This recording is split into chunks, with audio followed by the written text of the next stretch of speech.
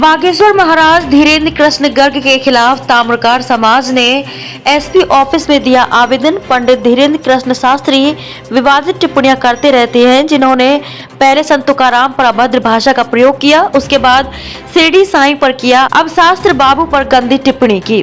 Report निर्देश अग्रवाल, सागर संभागीय bureau. जानना चाहेंगे वक्तव्य दिया है वो हमारे समाज के खिलाफ है और हम लोग चाहते हैं कि वो उसके संबंध में माफ़ी मांगे, नहीं तो हम लोग दोनों आंदोलन करेंगे। किस तरह का वक्तव्य दिया है? उन्होंने दिया है कि जो है भगवान शास्त्र बाबू जो है अत्याचारी थे, बलात्कारी थे, ऐसा कहीं कुछ नहीं है, न ऐसा कोई कहीं किसी पुराण वेद में कहीं लिख मिल जाए उसके जवाबदार है। आज कहाँ आवेदन दिया है, किसके यहाँ दे रहे हैं?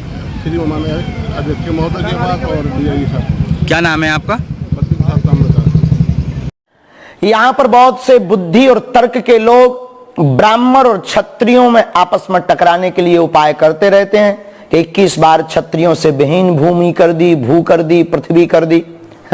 बात मजाक और हंसी की बात यह है कि अगर 21 बार क्षत्रियों को मारा तो क्या एक बार में जब सभी क्षत्रियों को मार दिया तो फिर 20 बार क्षत्रिय कहां से आए? जब एक बार में ही सभी क्षत्रियों का पृथ्वी विहीन हो गई तो फिर 20 बार कहां से आए? और फिर 21 बार की क्या जरूरत पड़ी हो? ये क्षत्रिय अचानक पर प्रकट कहां से हो जाते थे? इस पर थोड़ी सी चर्चा करते हैं। सहस्त्रबाहु जिस वंश से था उस वंश का नाम था है वंश। है वंश के विनाश के लिए भगवान परशुराम ने परसा अपने हाथ में उठाया। है वंश का राजा बड़ा ही कुकर्मी, साधुओं पर अत्याचार करने वाला, स्त्रियों पर बलात्कार करने वाले जितने भी क्षत्रिय वंश के राजा थे, ऐसे आतताइयों के खिलाफ परसा उठाया भगवान परशुराम ने। और शास्त्र में कहा है परित्राणाय साधूनाम विनाशाय च दुष्कृताम। साधु का काम ही है दुष्टों को ठिकाने लगाते रहना।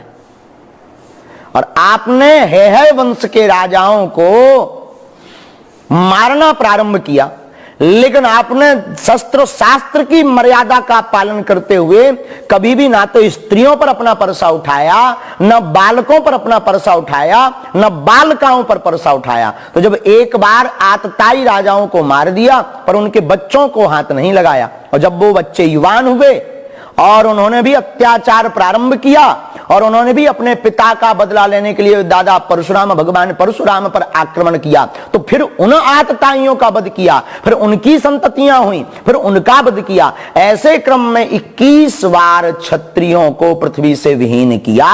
उन क्षत्रियों को जो बड़े ही दुष्ट प्रवृत्ति के थे, जो है बड़े निर्मम थे, जो बड़े ही बेकार वृत्ति के भाव के थे, ऐसे क्षत्रियों का वध भगवान परशुराम ने किया 21 बार। इससे सिद्ध होता है भगवान परशुराम क्षत्रिय विरोधी नहीं थे। भगवान परशुराम तो पापाचारी अत्याचारी मानवों के विरोधी थे, और ऐसे व्यक्तियों का वध करना ही शास्त्र कहता आतताई वधारणा। आतताई का वध करना अधर्म नहीं है। इसलिए भगवान परशुराम बहुत ही पूजनीय